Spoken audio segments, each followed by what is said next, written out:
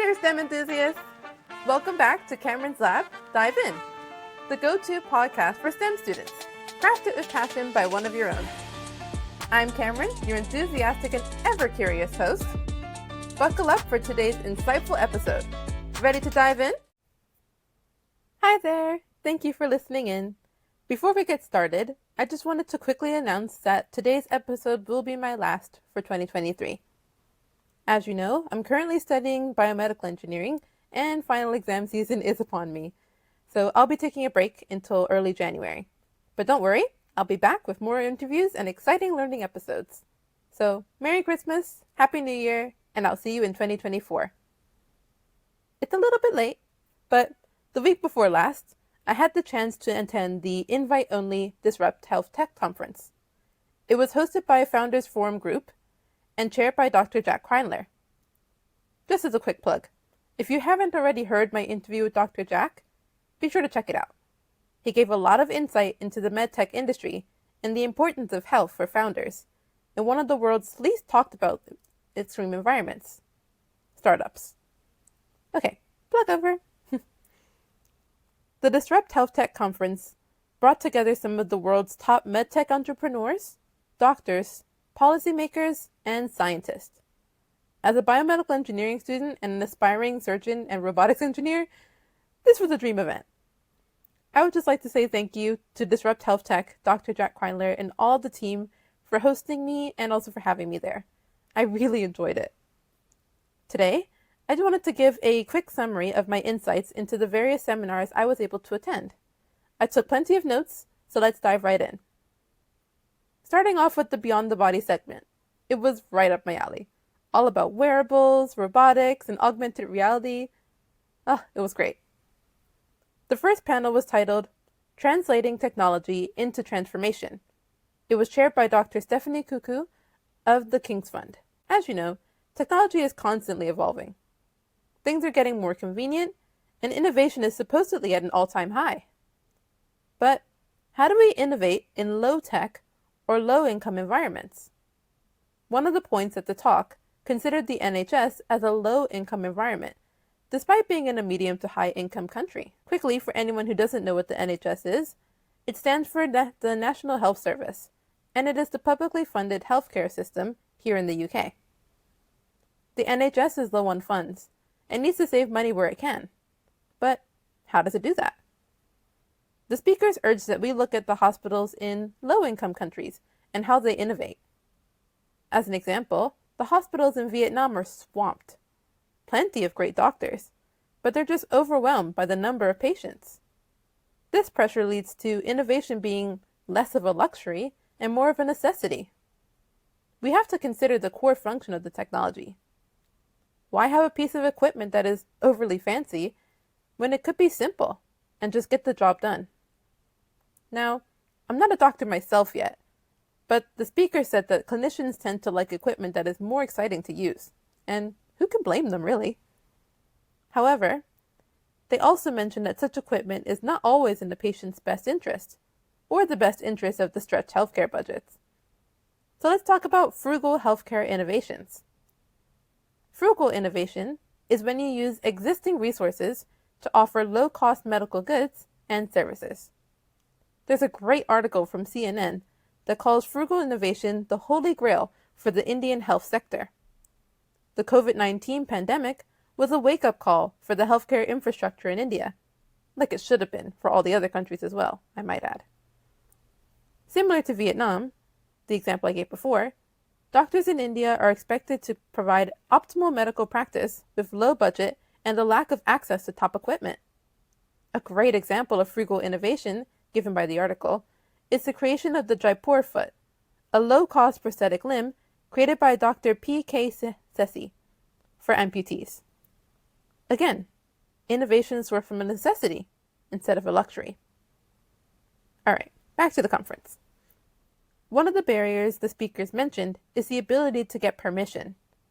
It can be hard for new healthcare startups to get permission to use their products in a clinical setting, even though, oftentimes, their products are based on invaluable experience and are usually low cost. But how do we get permission when there are so many barriers and hoops to jump through? New health startups with creative solutions struggle to get clinical permissions, even when their ideas are patient-centered and budget-friendly. Yet, many innovations happen more easily in less regulated environments like India. Other countries like India have a lower policy barrier so that improvisation can occur in clinical settings. A great quote from one of the speakers was that we need to innovate how we innovate. There's no reason that the people who want to make a difference in the healthcare system should have so many obstacles, especially if their solutions are so simple, easy to use, and beneficial to the patient. Now, that's not to say that they shouldn't be put through the proper testing channels. I just think that we need to be more open to investigating their approach. It's almost a catch-22 situation. The difficulty of getting novel ideas and products tested makes the pathway to approval much harder. As I mentioned, the NHS is currently stretched thin budget-wise. Solutions like the Jaipur Foot and other frugal health tech innovation could be beneficial to them. It's important that we build the structures to support this. I personally would be curious to hear examples of places that are getting this balance right, and if any models are transferable to the UK health system. But clearly, there are cultural and systemic changes that need to be enabled in order to harness frugal innovation, on both the supply and demand sides. The crisis moments when necessity forces innovation also tend to reveal where these breakdowns exist. Hopefully, the speaker's insights can help spark thoughtful discourse on fixing them. Continuing with the Beyond the Body panel, I had the opportunity to engage with some groundbreaking discussions. One of them was led by Tamsin Lewis, focusing on the future of surgical training. She was amazing, by the way. She had hurt her nose and still came in despite the pain that she was probably in. Okay. The current method, known as See One, Do One, Teach One, of teaching surgery, is rapidly becoming outdated in our fast-paced medical world. Richard Vincent of Fundamental VR brought an insightful perspective on this, emphasizing the need for virtualizing surgical training with haptic feedback. This approach isn't just about technological advancement. It's about democratizing high-quality training and making it more accessible and efficient. Can you imagine practicing surgery in a virtual environment and getting feedback like you're actually doing it? Some companies, you could even do that at home. Companies like Fundamental VR are making it a reality. This is amazing. I know I'm personally really excited. At Roboto, a Paris-headquartered company, they are revolutionizing neurosurgery with the world's first micro-robot that's meant to go in your brain. So, if I haven't already blown your mind, let me give you some context. Right now, when a surgeon wants to investigate a tumor, for example, they have to insert a needle into it. Unfortunately, this only provides a one-dimensional view. If the tumor was to spread, more holes would be needed to get the full picture. Well now, with this micro-robot, the limitations of traditional brain exploration methods, which are often requiring multiple invasive procedures, are addressed. Roboto's micro-robot can collect real-time, three-dimensional data, providing unprecedented views of the brain. It's not just a technological leap, it's writing the blueprint for a new landscape in neurosurgery. They are basically writing the blueprint for brain exploration, and I think that's amazing. An unexpected yet captivating showcase was Music as Medicine by Rosie Chan. She is a classically trained musician who uses music and sound as therapeutic tools, creating what she calls sonic apothecary. She even demonstrated this live for us by playing two pieces that, can I just say, she made them up on the spot, and that was just amazing to me.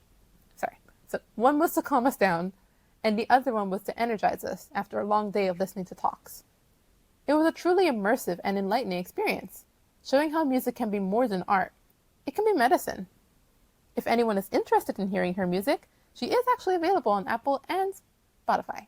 The conference also delved into the crucial topic of thriving in extreme environments, focusing on founders' health and performance.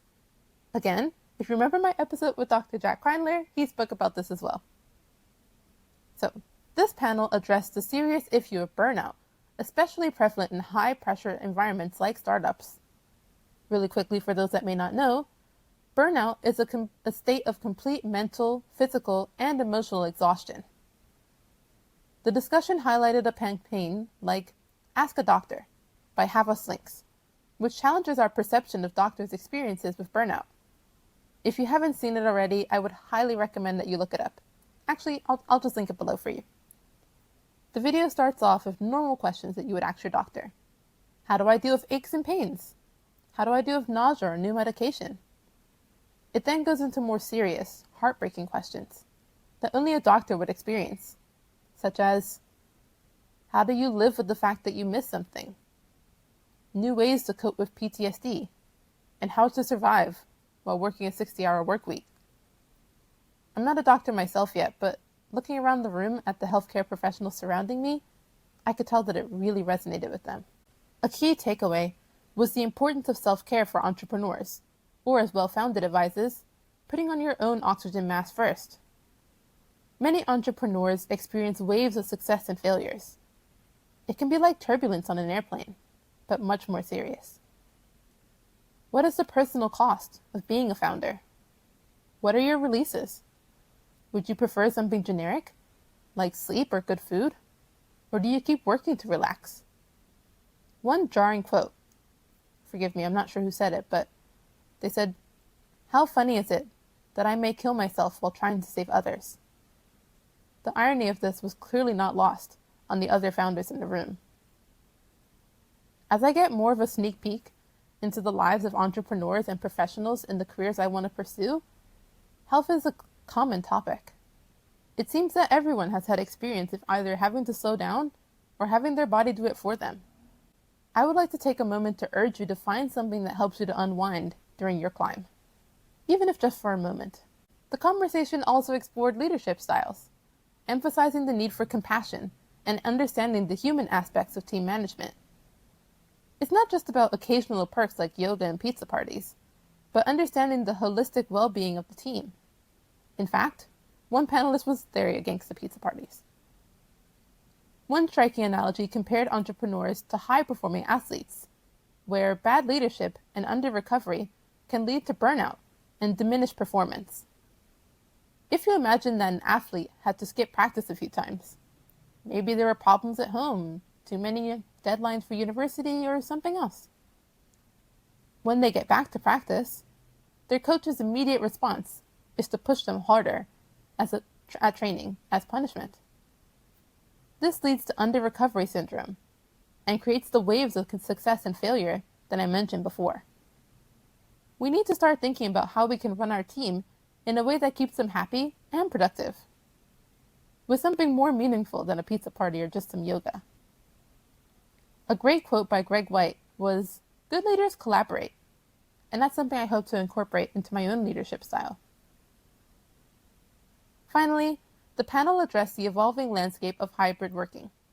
It's not about the number of days in the office, but about trust and collaboration. Hybrid working allows people to add a bit more humanity into their working life.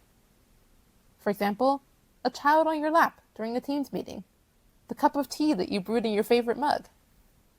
All of this adds to the positive feelings around work and makes it feel possible to have a good work-life balance. The elite athlete perspective was particularly enlightening, suggesting that all 24 hours of the day contribute to performance and well-being. After the 8-hour workday, the 16 hours that you spend, traveling home, relaxing, getting something to eat, all of that contributes to your working day too. The discussion rounded off with insights into how we reward success, whether it's in sports or business, and the need for a more humane and balanced approach. As I reflect on these discussions, I'm struck by the incredible breadth and depth of innovation and thought leadership in the health tech space.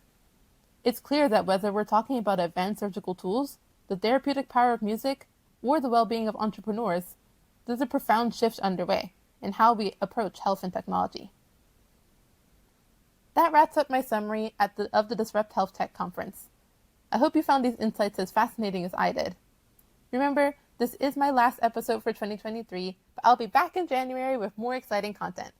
Until then, Merry Christmas, Happy New Year, and here's to a future where health and technology continue to intersect in incredible ways. See you in 2024. Hi again, awesome listener. That wraps up another deep dive of Cameron's Lab Dive In. Before you dive back into your day, see what I did there? Take a second to hit that subscribe button so you never miss an episode. Want a behind the scenes look? Bonus content? Or just some good old STEM fun? Follow me on my socials, Instagram, TikTok, and YouTube at Cameron's Lab. And remember, every episode is a new adventure, and we've got some thrilling dives lined up for you. Don't miss out! Until next time, stay curious and keep exploring.